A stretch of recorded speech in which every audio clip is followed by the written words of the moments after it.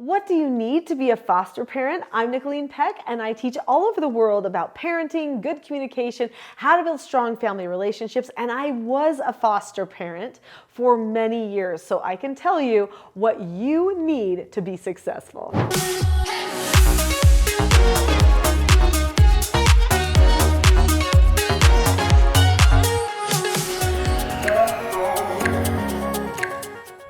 In this video, we're going to talk about what many people won't tell you about foster care, and then we're going to talk about what you can do to be successful in your foster parenting.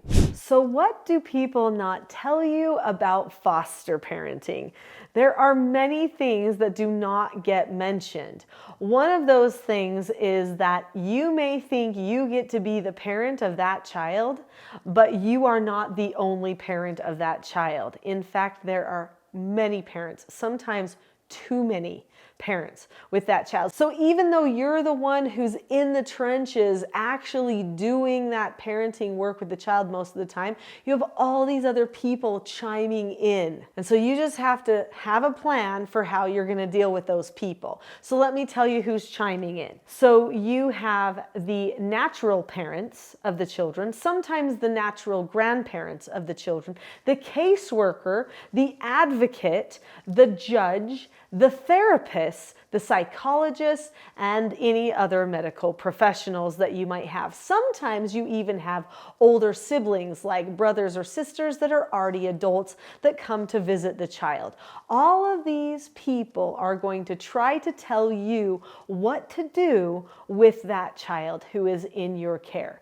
This can be very tricky to navigate, but not impossible. What you have to remember is that because you are the person in the trenches with that child right now, you are actually the one who has the primary say over what happens with that child. Even though everybody else is giving their input, you need to be the one coordinating the inputs and deciding what to follow through with and what to disregard. Super important. Another thing that people don't tell you is that the caseworker is not going to be able to give you as much attention as you think that they will.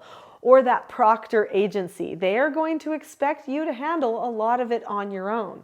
But if you're smart, you will set it up with them that they will be a little bit more of a resource. So when I did treatment foster care, I took in troubled teens. They were all between the ages of 12 and 18, and they had intense circumstances.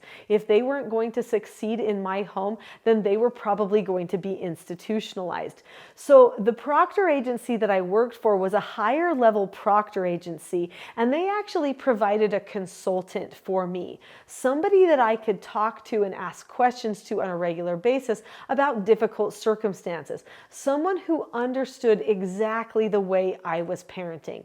Well, I highly recommend that for you too. But not all proctor agencies provide that as a service, because my proctor agency was a very expensive proctor agency because the children were at such high risk.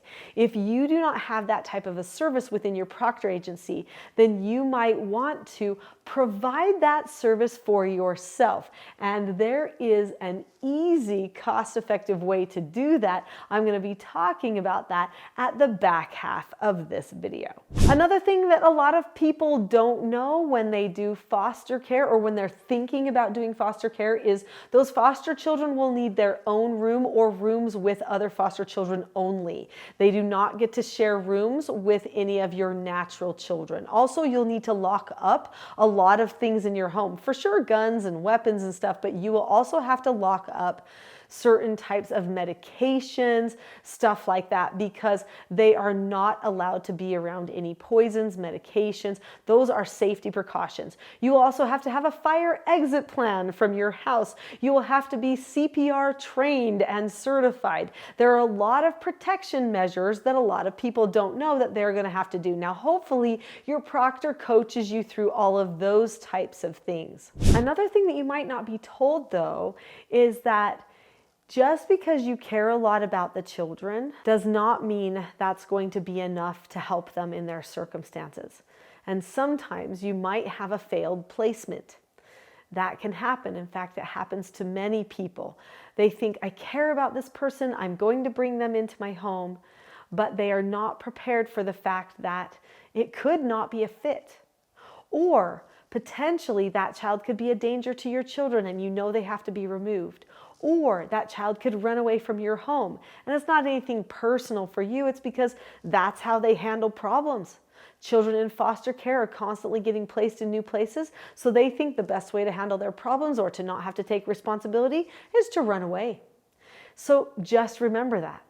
And you might have to advocate to get them back so that they learn running away is not the right way to handle their problems. Just know that even when you try your best, you may not get the changes that you hope for in the lives of that foster child.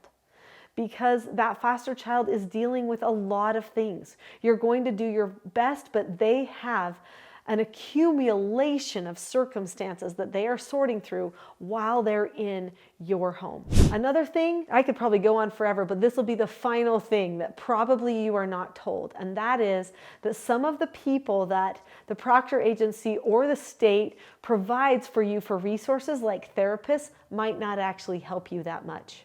In fact, sometimes they get in the way of what you're doing.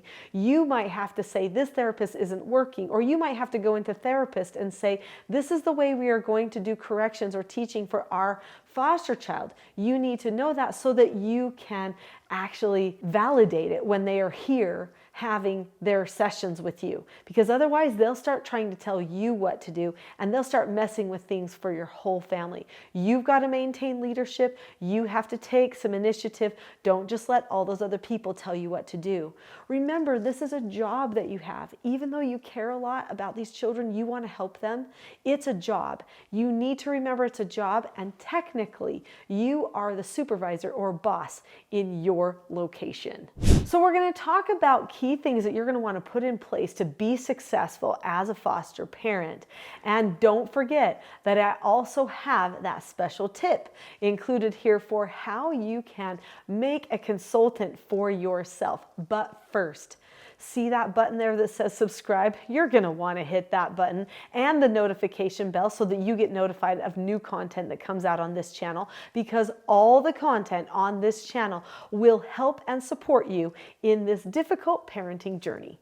So speaking of this parenting journey, the way that you decide to parent these children is going to make or break this situation for you. Proctor care agencies notoriously don't give enough parenting training, in my opinion.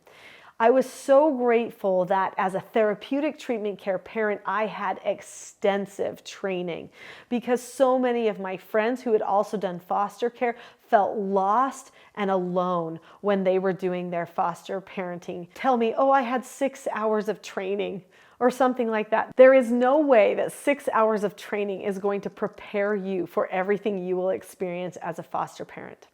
I know they'll want to give you ongoing training, maybe on an annual basis, but even that is not going to prepare you for some of the things you might experience, some behaviors you might not even know exist yet that you will get exposed to as a foster parent. So try to get the best training possible. This channel is going to help with that. But even more than that, I have a website. It's called teachingselfgovernment.com. There are trainings there. You could do one of the 3-day intensive trainings that we call parenting mastery trainings. You would get so much in that training. You would be so prepared to be a foster parent, and you would set up the system in your home to be a self-governing system before your foster children even got there. So what you do in your family as your family is going to make or break your foster parenting success. Teaching skills to the children, skills like how to follow instructions, accept no answers, accept consequences, disagree appropriately. These are going to be key things for your success.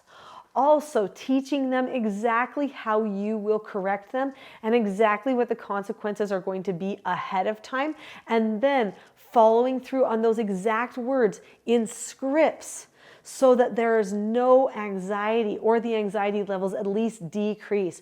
You need to have a predictable system that holds everybody accountable.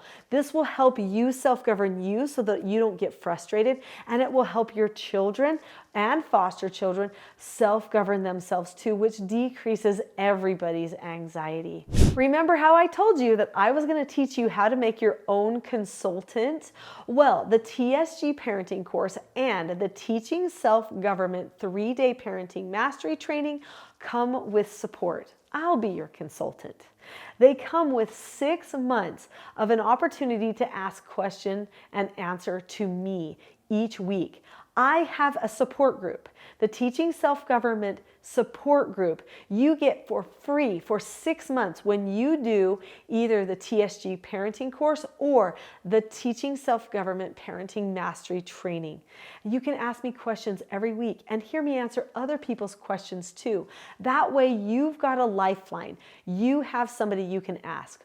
Also, I have TSG mentors that I have trained that you can have calls with for support. And you can also schedule to have one-on-one calls with me as well. You can see all those resources on teachingselfgovernment.com. There are ways that you can parent predictably and calmly, but I have a free calmness course for you. That free Calm Parenting Toolkit will launch you off in a self-government direction. It will help you with calmness and help you help your children with calmness too.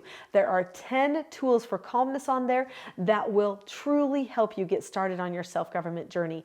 Don't just stop there though, because there are so many other skills and principles you will want to learn to be successful in your parenting journey. So in the description below this video, there is a link to the Calm Parenting Toolkit. It says teachselfgov.com/toolkit. If you click on that link right now, it will take you to the Calm Parenting Toolkit and you can have it for free.